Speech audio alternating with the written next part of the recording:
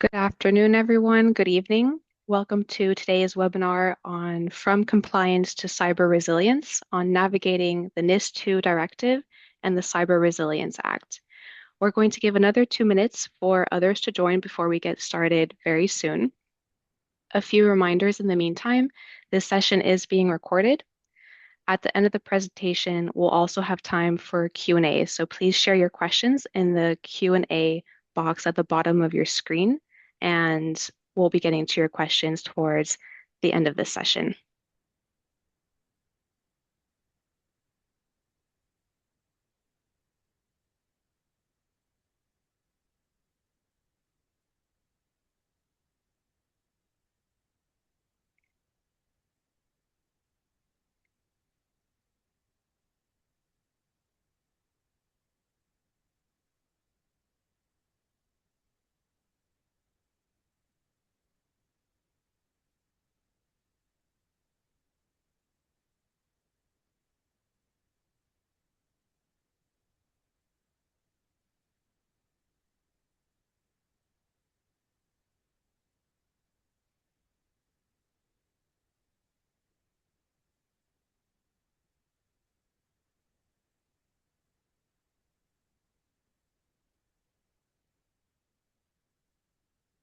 Thank you everyone for joining. We're going to give another minute or so before we get started here.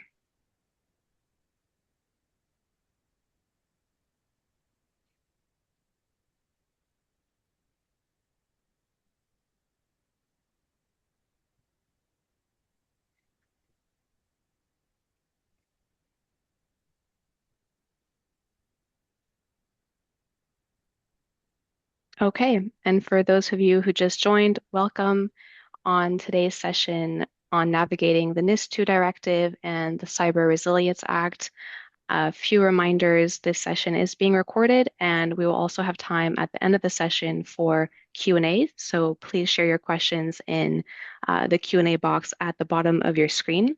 And with that, let's get started. Good afternoon, everyone. My name is Eda. I'm working in Mastercard's Risk and Resilience Product Management team.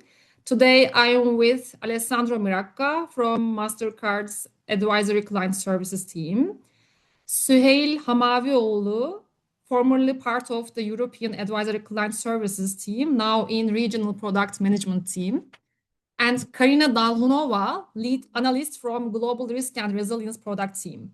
Together, we will explore the recently introduced NIS2 and CRA regulatory frameworks in Europe and examine the evolving threat landscape across the region. Move on, Mariam, please.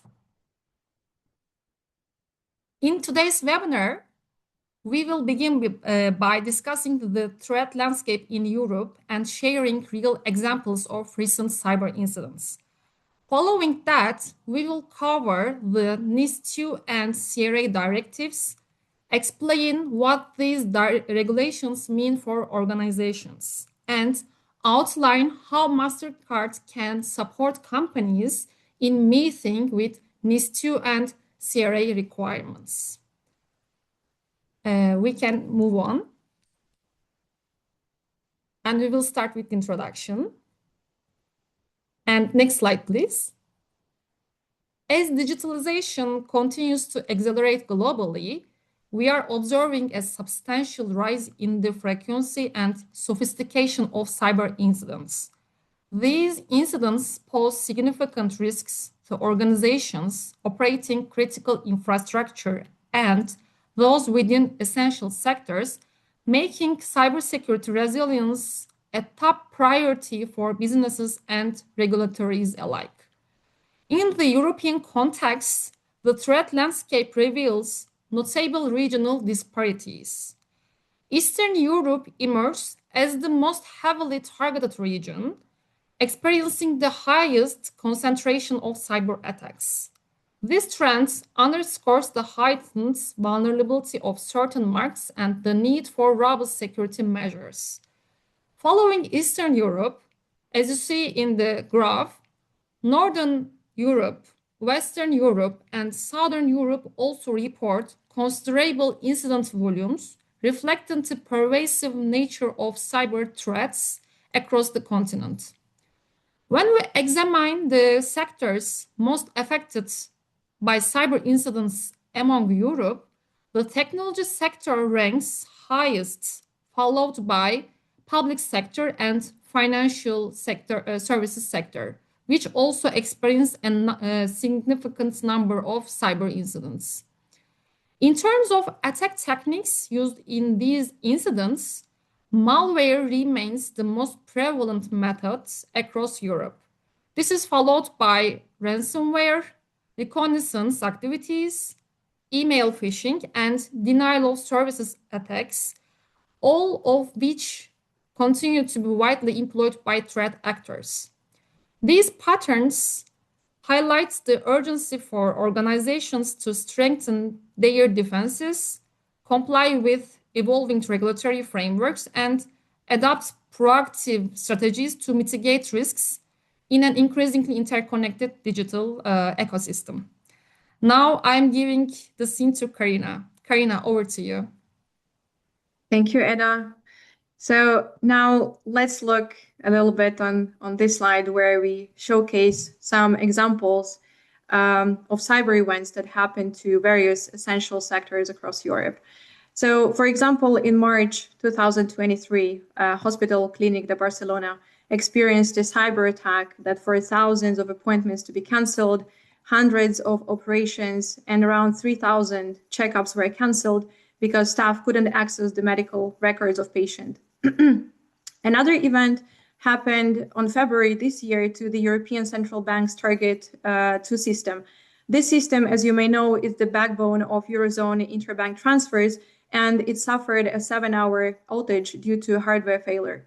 This is not a hacking incident, but it underscores the importance of secure hardware design in critical financial systems and the need for robust risk management, failover protocols, and crisis reporting for system critical operators. And another example, as you can see, comes from Poland, where attackers remotely access national rail operators' radio communication system, and they could broadcast emergency stop commands. And as a result, approximately 20 trains were affected and couldn't operate properly. And of course, this disruption, it could run more smoother if the company had response protocols, clear playbooks, resilient communication systems, and timely reported to competent authorities. So as you can see, attacks today, they do not respect boundaries. They can hit services, products, and supply chains all at once. And as you have seen from these examples, hospitals were forced to cancel surgeries, transport systems, they halted by compromised components and ticketing machines, and railway trains had to stop, right, due to a hack in the software components. And even financial networks, they have gone offline due to hardware flows and poor resilience planning. That is why the European Union introduced 2 landmark regulations, NIS2 and Cyber Resilience Act. NIS2 focuses on operational resilience of essential and important entities. And it wants to make sure that critical services can withstand and recover from cyber attacks. CRA, in its turn, it complements this NIS2 regulation by targeting the products whose services important and critical entities rely on. And this regulation wants to ensure that all the products that go into the market, they are secure by design, they are properly maintained, and they are free from known vulnerabilities throughout the entire product lifecycle. And together, these regulations aim to close the gap between service continuity and product security. They are aimed to create a unified approach across Europe so that one weak link, if it exists, whether it's in a device or it's within the organization, it doesn't trigger a domino effect across sectors. So now let's look a little bit more into detail of those regulations. Can we go please to the next slide? Okay. So NIS2 is a major expansion of the first version of NIS, which got published in 2016. So from 7 sectors that we've got under the old NIS directive, now we have 18. which include healthcare, transport, banking, and digital infrastructure. So you can see the full list of sectors in the slide. They are in the list because these services are the backbone of society, and a single breach can ripple across the borders. And in general, this directive harmonizes operational resiliency across all the 27 European Union states and affects around 160,000 entities. So now let's explore a little bit the foundation of NIS2 and look at the essential pillars of this directive. So first one is the governance and risk management. NIS2 mandates formal cybersecurity policies, asset inventories, and technical controls like multi-factor authentication and encryption. And the main aim is to reduce the attack surface in a proactive way. Next pillar is incident handling and reporting. This pillar implies that organizations must have detection and triage capabilities in place and follow a very strict notification requirements. In particular, companies must notify authorities within 24 hours for early warning, and they must provide a full report within 72 hours. Next one is business continuity and disaster recovery. This pillar implies creating crisis playbooks, system recovery plans, which must be tied to measurable goals or recovery time objectives to ensure that entities can continue or recover very, very quickly after an attack. Then we also have a pillar which is called security, supply chain security. And the requirements of these pillars want to make sure that suppliers can pass security vetting to ensure that vulnerabilities cannot enter through the third parties. We also have corporate accountability, which is probably one of the most prominent pillars because it implies the liability now extends to senior management. So NIS2 mandates board level oversight and cybersecurity training. And this way it elevates cybersecurity, and now it becomes like a strategic priority for organizations.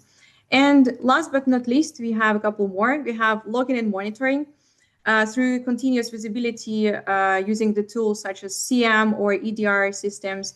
And we also have technical hygiene that implies data protection, trust, and in transit as well, with strong authentication mechanism, and of course, staff training and awareness, which we always need. So in short, as you can see, NIS2 creates a common cybersecurity baseline across Europe and make sure that critical services do not collapse if attack happens. Now let's move on to the next slide and see a little bit the CRA. Okay, so if NIS2 protects the services that we rely on, the CRA Act protects the products that power those services. CRA brings a fundamental shift in how we build and buy all technology. It forces manufacturers to embed security from day one through a lot of requirements that manufacturers must comply before entering the European Union market. But post-market, the obligations do not stop, and they actually continue throughout the whole product lifecycle. This means that we're going to get fewer insecure IoT devices, software, and SaaS solutions that may potentially enter the market. And there will be less hard-coded passwords, fewer unpatched components in those critical systems, and in general, stronger supply chain security. And the goal of this regulation is to have a European market where every connected product is secure by design, and in its turn, it will reduce systemic risk for businesses and consumers as well. On this slide, you can also see the main pillars. So, for example, products must launch without known vulnerabilities, use secure default passwords, and support timely patches and automatic updates. Also, privacy and data protection must be built through minimization, encryption, integrity checks, access controls, and resilience against DDoS attacks are also mandatory, together with attack surface reduction and monitoring for anomalies. Also, companies need to ensure transparency, which comes from technical documentation, and also there is software bills of materials included, and also lifecycle obligations, like conformity assessment, post-market monitoring, and reporting of exploited vulnerabilities. This together ensures that products remain secure long after they appear on the market. Now over to you, Sahel. Thank you. Thank you, Corina. So right now we are in the stage of the problems and the challenges that these new two regulations bring to our topic, to our table. So actually what this expansion means, we will have with NIS2, this will cover many more sectors than before. The NIS2 Directive and the Cyber Resiliency Act represents a strategic regulatory expansion of European cybersecurity, but they introduce substantial difficulties at, I would call, 3 levels. So from the structural, operational, and strategic perspective. With this new updates to the regulatory landscape, now this covers many more sectors than before, as mentioned: energy, transport, banking, healthcare, digital infrastructure, water systems, and so on. And due to this expansion, over 160,000 organizations across the EU are now regulated, will be regulated under NIS2. And this creates huge administrative challenges, both for national authorities and, of course, the companies. So maybe if I start off with the regulatory challenges and the regulatory piece of it, now regulators must now monitor thousands of organizations, handle a much larger number of compliance requests, most probably, especially in the first 6 months or a year, respond to inquiries about which entities fall under the directive, and try to fix or error fixing this type of incidents, tickets, and inquiries. But they often lack the resources needed. This is also another case, or maybe the need that regulators will also need to solve, such as enough skilled personnel, adequate digital infrastructure, dependency on this availability, and the resilience of the environment, and of course sufficient capacity for oversight. And some other operational difficulties, we may say. The increased workload here means, in the operational difficulty, processing compliance requests, and the compliance requests most probably will take longer. This is another important issue they need to pay attention to. Managing perimeter inclusion increase, this will be complex. So this perimeter inclusion increase, this will take time to settle down and fix.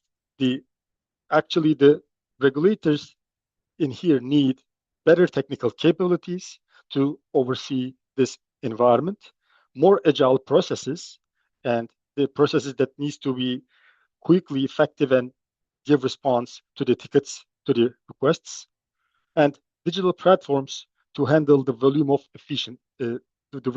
this tickets or requests efficiently.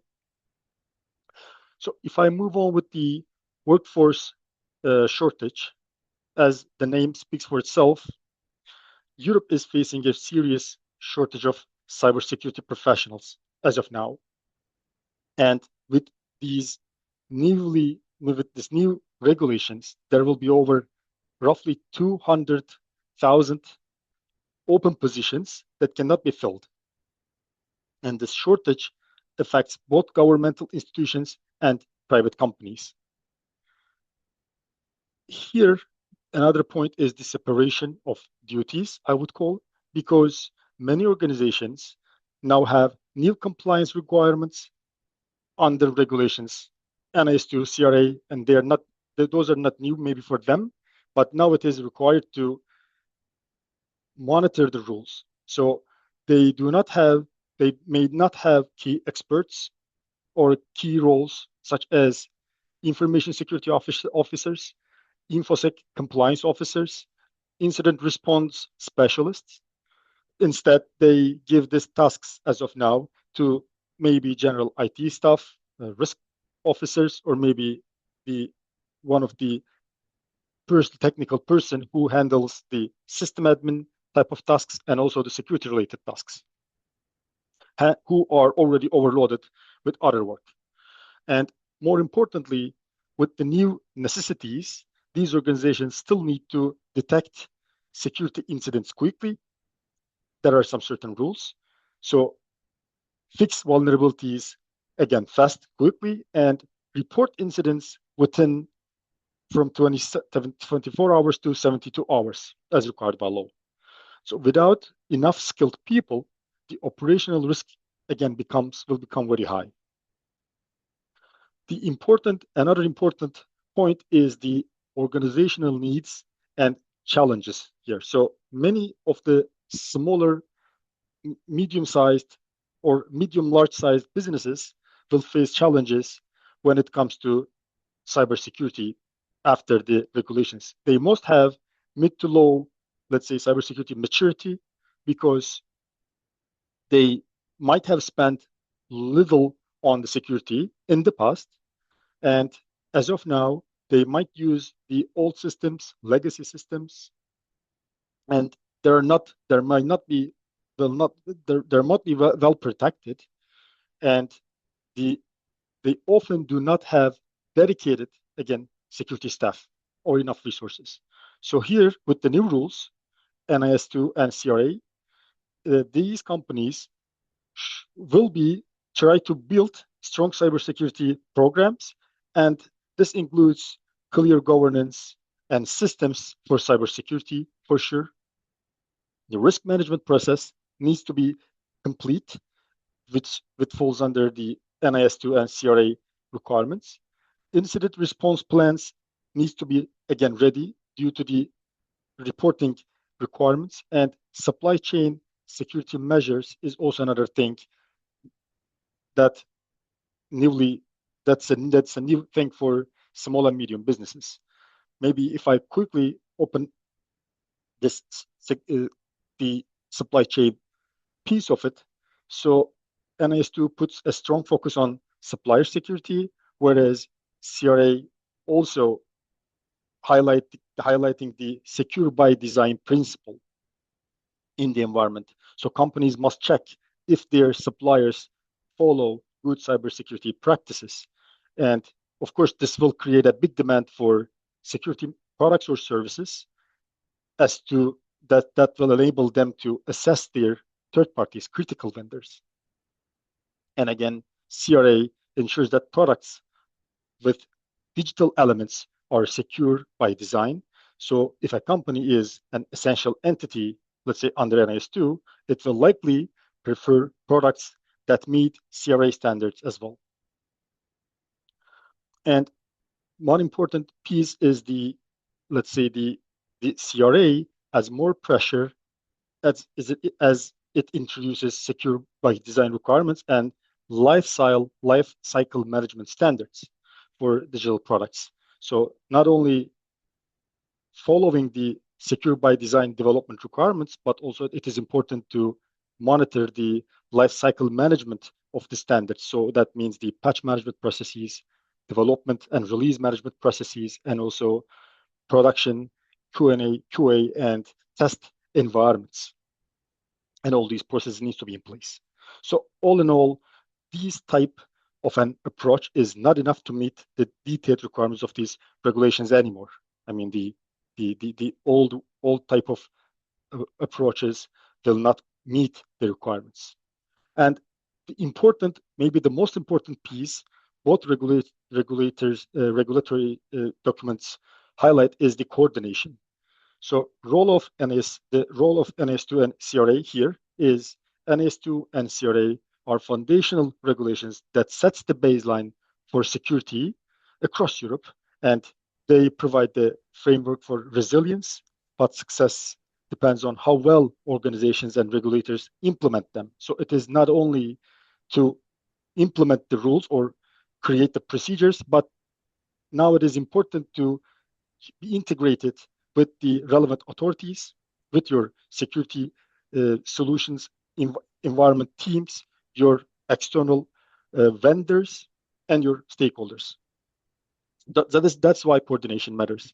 So the regulations will only work if everyone acts together. I mean, the governments, the regulators, and the businesses. So without this coordination, regulatory requirements may become too heavy for less mature sectors. SMEs, small medium enterprises, may struggle because they often lack the resources and expertise to meet the obligations again. So the resource and the expertise will become an important issue for them, since there are some certain tasks that needs to be closely followed and monitored, and some procedures and processes needs to be created. So key message here on the problem statement section, I would call strong cybersecurity in Europe is not about the rules and the documentations and the requirements that needs to be followed. It's about the investment, the collaboration, and the capacity building piece. After these two regulations, these three topics will be in the agendas of not only in CISOs, but the CROs, the compliance teams, the risk management teams, and the executive committee. So with that, I am handing it over to my colleague Alessandro. Over to you, Alessandro. Thank you. Thank you, Suhail. Just to continue on the conversation started with Suhail, who anticipated about the main problems and challenges, we would like to share with you also a point of view about the actors involved in the process for the alignment with NIS2 and CRA regulations. Indeed, we have not to talk about the companies at all, but also the regulators are impacted as well by this new directive issued by the European Union or the other institutions. Just to give you an overview about the numbers, we experienced talking with customers and regulators, a huge number of requests that become sort of a burden for the regulators to be assessed within the precise amount of time. Just to talk about Italy, for example, the Italian National Agency for Cybersecurity received more than 700,000 requests for the preliminary assessment against NIS2 as part of the process in order to comply with the regulation and to be included in either the important or the critical services. The same goes for other regulators. For example, in Germany, the request was calculated in more than 1 million. So definitely this new directive with their own requirements created a huge amount of work also for the regulators. And this is important to understand the value and the impact that they will generate in the next future in order to enhance the cybersecurity, the cyber maturity level of the companies across the country. On the other hand, we have also to think about that all these new requirements are going to shake the strategies and the mission of many companies across Europe, because NIS2 and CRA have severe deadlines that put their own requirements on top of the list for many CISOs or IT department embodying the cybersecurity responsibilities within the company. So this means that many organizations are facing a risk prioritization issue at the moment. So trying to identify, according to the current project, which one could be potentially stopped or run in parallel together with new initiatives, together with new activities that will allow the companies to achieve a higher level of alignment and further a compliance with the mentioned with the CRA and NIS2 texts. This means that also from the cost-benefit effect, the inclusion of additional activities within the current year may pose severe issues to the budget planned initially by the company for either a year or for a multi-year time period. Again, this is another example of how cybersecurity is a shared responsibilities in these days, because in case of the need for further budget, CFO, but also CRO potentially are part of the conversation in order to identify whether these additional funds are supposed to be provided, or as I mentioned before, other initiatives are supposed to be stopped in order to leave the space to NIS or CRA oriented project. Last but not least, we have a topic related to technologies. The current technologies implemented by many organizations may fail in addressing either part of the requirements stated by NIS2 and CRA, or potentially they are outdated in respect to the current requirement list. So that's why, again, the new regulations may pose an accent also to the need for speeding up the digital transformation, for example, transitioning systems from on-premises location, from on-premises data center to the cloud environment, or renewing instances, updating software with newest release. Again, putting pressure over the budget, over the costs, and especially the OPEX cost that the organization are facing on a yearly basis.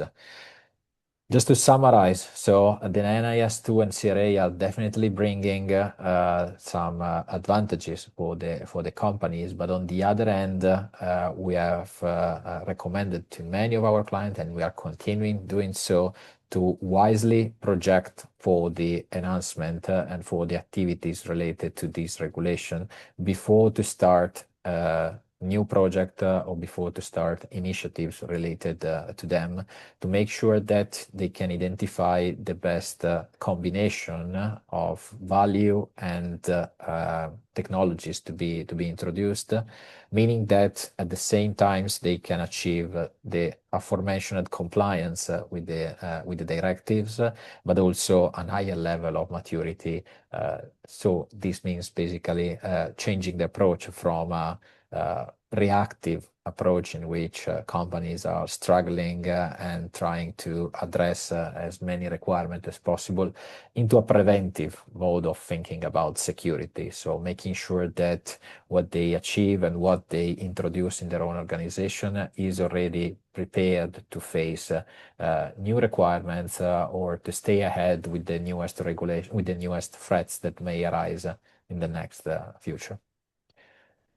In the next slide, we're going to share with you also our approach in depth. We sketched this project approach to support client in navigating through the complexity of NIS2 and CRA directive. As you can see, we start from a regulatory impact assessment. So we are used to help our client in identifying the requirements within the two texts that are applicable for their own business. This is, of course, related also to the categorization that the two texts are doing in terms of important functions and critical functions.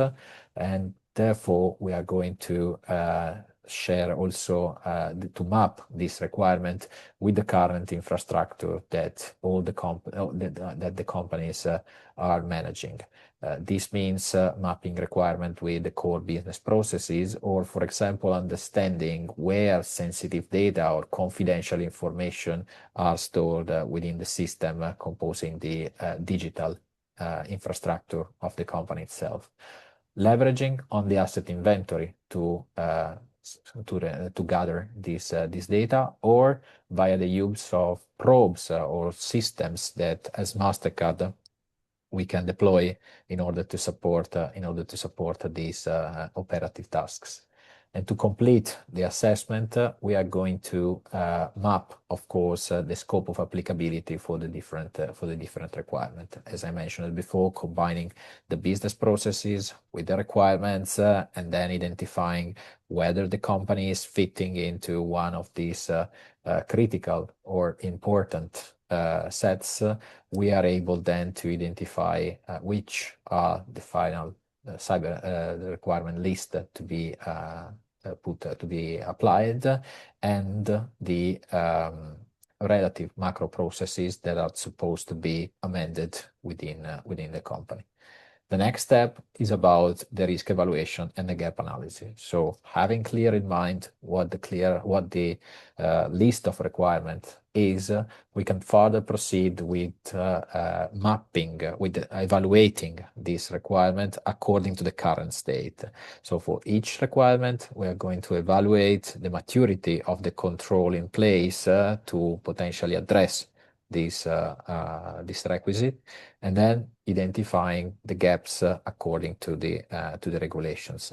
The severity of the gap according to how far the current situation is with the expected, with what is stated within the two directive, is going to provide us insight on how to calculate and evaluate the cyber risk, both from a quantitative and quantitative point of view. Again, leveraging on the solutions that Mastercard have and they may provide to the client. This means that beside the risk evaluation, we can also proceed with the identification of additional controls to be implemented as part of remediation control, so in order to fix the gaps identified, or in order to enhance and increment the current capabilities that the organization have built in order to defend themselves against the most common cyber threats. This goes in parallel with the mapping of assets and potential amendments in the operating model that the organization is applying at the moment. And of course, we are going then to relate all these activities with best practices and standard, either in use by the company or suggested by ourselves.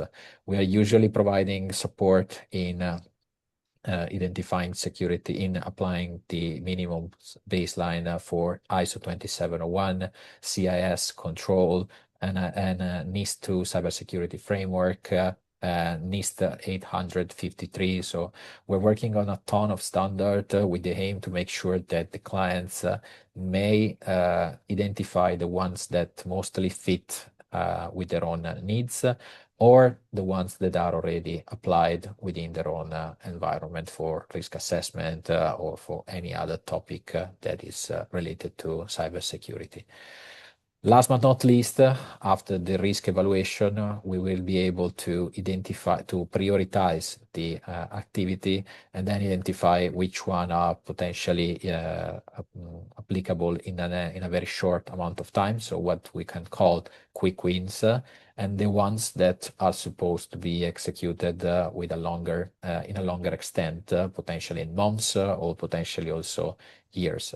This allows us also to generate some preliminary estimation about the costs from a budget perspective, but also the effort that it's supposed to be put in place by either the people, so either the employees, the personnel of the company, or the external support that they may leverage, that the companies may leverage on in case of capacity issues. These are estimations, of course, but again, thanks to the products that Mastercard may use, CyberQuant and CyberFront, for example, we are able to provide estimations that are close to reality according to our reference cases. To conclude about this, in the next slide, we would like to share with you a few takeaways about how to tackle NIS2 and CRA. Our first suggestion for all of you is to make sure that the initiatives related to NIS2 and CRA compliance are going to be prioritized within the organization, as we mentioned before, not only because regulators are looking at many organizations for the rollout of solutions that may address the requirement asked, and this means also avoiding potentially fines or any other sort of findings that might be opened from a regulator in case of an inspection.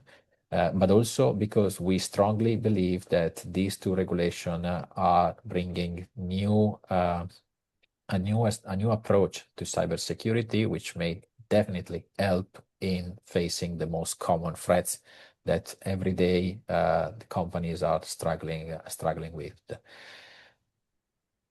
NIS2 and CRA are regulations with some overlaps in their own texts, especially when we talk about the resiliency topic. Even if CRA is more related to the software development, whilst NIS2 is going to talk about the cyber resilience as from a higher perspective. By the way, we can spot synergies between the two regulations, and this means that also on the project side we can definitely identify synergies in project activities. There is the possibility to address requirement coming from NIS2 and at the same time mark as covered requirement in the CRA, especially when we talk about the application security and the security by design capabilities of a company whose part of the business is related to software development, but also when we talk about patch management and vulnerability management process as part of their own business as usual within the execution of the cybersecurity needs. Last but not least, we encourage you to keep track of all the activity executed within this project to make sure that either in front of regulation, but also when you are going to have discussion with the top management, there are backups, there are proof of the activities that you performed, and this will allow, again, our more transparent communication with the regulators, but at the same time, this evidence is going to be applicable also for the conversation with the top management, asking for references, asking for the value introduced within the company by the implementation of NIS2 and CRA. Thanks a lot.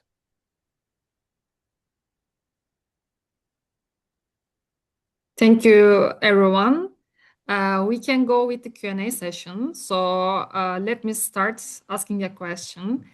What organizational changes might be necessary to comply with NIS2, and which departments are most affected ones?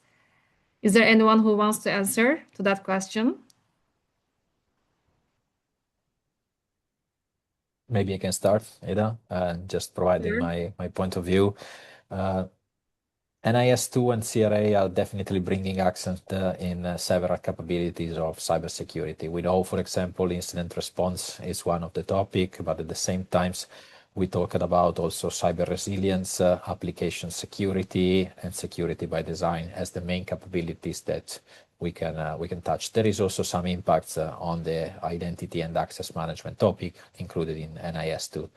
So my point of view in this case is that organizations which are not prepared to address this topic, so operational topic within cyber, might definitely try to address the responsibilities within their own within the people that are present.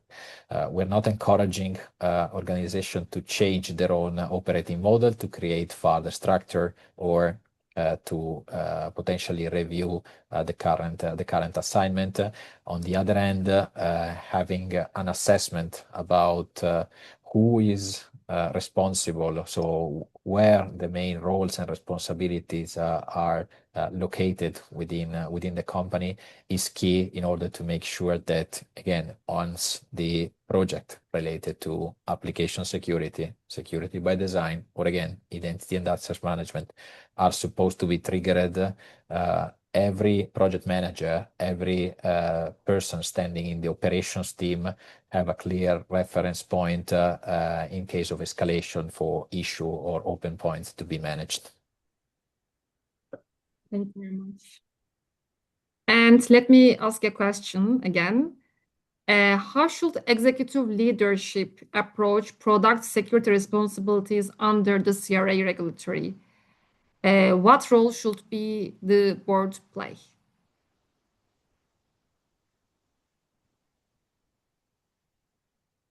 Karina, Okay, Yes. I can take this one. Sure. So under the CRA, product security becomes a strategic responsibility, I would say, not just a tactical one. So executives should ensure security by design principles are embedded in the product development. So allocating resources for vulnerability management and secure lifecycle practices, again, means a lot. Promote a culture of security ownership and across the product teams. This could be also another important responsibility, I would say, in the executive leadership. So the board should, again, oversee compliance with the CRA obligations, or the executive committee should do that, and monitor KPIs, create KPIs, monitor them and relate it to this product security, and ensure that risk appetite or the risk levels includes cyber resilience and product integrity. So those are the two important factors, both in CRA, NIS2, even in DORA. So the product, the resilience, and also again, maybe the ownership of these platforms are the key takeaways, I would say. Thank you very much, Suhail. And we also get some questions from the audience, and Suhail, Karina, and I, we just answered them in the chat. So, by the way, we get also two other questions, and the one I see it from Christoph Brutin. He's asking that currently entities conducting NIS2 audits can choose which standard to follow, either NIS 853 revision 5 or ISO 271. So will this approach be unified in the coming years so that only one standard is useful for all NIS2 audits? Do we have an answer for that question, or do we have any comment? Maybe I from can take it, Ada. Sure. As per our knowledge and also as per our experience with clients, regulator are not harming any company from using either one standard or another. Usually what regulator are keen to assess is the fact that the key cybersecurity principles are addressed within the company. ISO 27001 usually rely on the implementation of an ICMS, so an Information Security Management Systems. And then, of course, in the technical Annex A of ISO 27001, there are a ton of requirements that are going to suggest how to make sure that this ISMS is effectively managed within the company. ISO 27001 is one of the most common standard within Europe, but also in the remaining part of the world. There are no issues in adopting NIST 853 as the main reference point. We know that NIST has more than 1,000 controls that it's supposed to be applied. Is going to scout cybersecurity on the same capabilities that ISO is doing. Just for your knowledge, a ton of mapping between NIST 853 and ISO exist. But on the other end, with NIST framework, you may assess in a deeper way the majority of the capabilities that are covered with ISO as well. So concluding, from the regulatory point of view, there are no preferred baseline framework for cybersecurity to be adopted. They are interested in understanding whether this framework, whether the security requirements coming from NIS2 fits with your own framework. Okay, thank you. And when I check the time, we can take one more question from the chat. So I'm going to select if there is a company operating in many European nations, which law is to follow? There might be differences by nation, how NIS2 is established as a law. My answer might be like, it depends on the company's sector, I can say. If they use critical infrastructure under technology, under financial sector, or under healthcare, in European countries, there might be some different regulations, local regulations based on these companies, I can say. And do you want to add any answer about that question?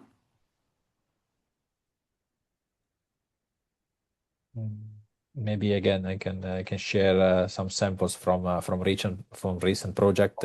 Yes, NIS2 Directive is issued by the European Union, but then all the nation states from Europe have been asked to adopt this directive into their own law enforcement framework and the national law enforcement framework. We supported many organizations who are with a worldwide presence, and in the end, what we did, especially in the gap assessment phase, so in the preliminary one that I mentioned, is to scout where the technology system stands. So the location usually of the technology system, and also where the cybersecurity department usually are located, is a key and primary information to make sure that one or the other national law is going to be applied. To be honest, we haven't found many differences in the way how the nation state within European Union have adopted the NIS2.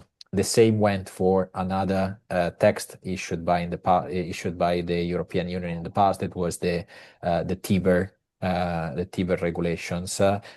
This document related to how to execute threat intelligence based exercise. So basically, red teaming exercise fostered by the threat intelligence platform.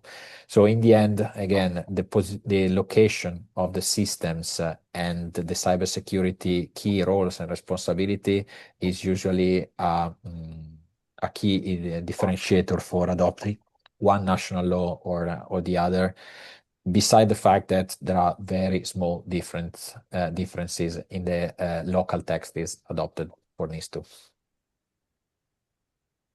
Thank you very much. So we can close the session, but before closing the session, if you want to reach out more more information about our Mastercard cyber solutions, you can check psc.mastercard.com website, or alternatively, you can connect with our team, with Alessandro, Suhail, and Karina via our email addresses. And based on that webinar, in order to get more information about what we discussed today, you can download the relevant report via the link given in the chat also, www.riskrecon.com. And we would like to see you in our different webinars. Thank you, everyone. Thank you for joining.